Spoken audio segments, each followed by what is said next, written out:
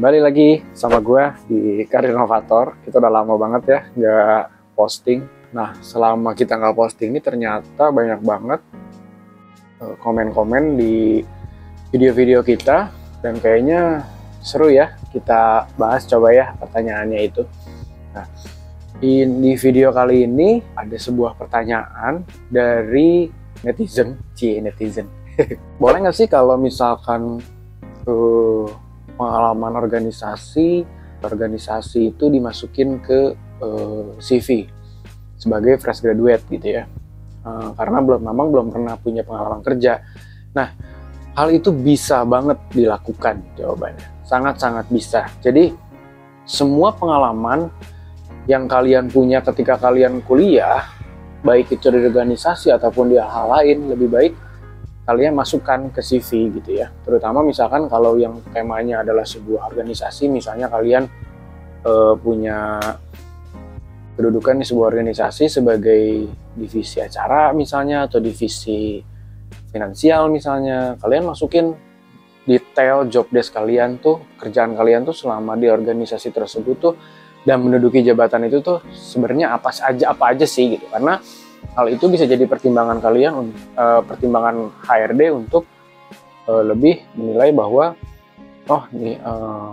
ada sebuah pengalaman untuk mengerjakan sesuatu, baik itu profesional ataupun tidak, mungkin lebih berhubungan dengan cara mengkoordinir orang atau berkoordinasi atau komunikasi gitu ya. Jadi ketika kalian punya suatu pengalaman di organisasi itu, gak ada salahnya loh dimasukin, jadi pede aja gitu. Nah, sebenarnya selain sebuah pengalaman di organisasi, kalian juga sebenarnya bisa masukin hal-hal yang berbau positif di CV kalian gitu.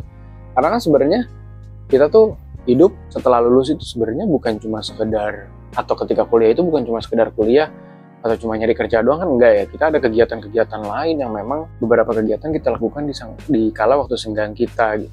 Misalnya contohnya membaca buku, baca artikel gitu, atau misalkan ikutan course-course yang berhubungan dengan jurusan kita gitu kan. Kalau kalian punya kemampuan itu atau kalian punya kegiatan itu, nggak ada salahnya juga untuk kalian masukin ke CV kalian gitu. Karena biasanya HRD itu menilai orang yang berkegiatan, orang yang punya kegiatan dan mengisi waktu-waktu luangnya dengan hal positif itu, ada kemungkinan bisa jadi mungkin ya orang ini bersifat dinamis gitu ya, nggak cuma diam-diam diri aja.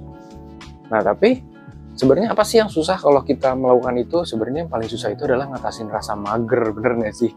Kayak habis nggak ada kegiatan nih, ngapain waktunya rebahan, nonton TV, nonton Netflix gitu ya, atau apa gitu ya.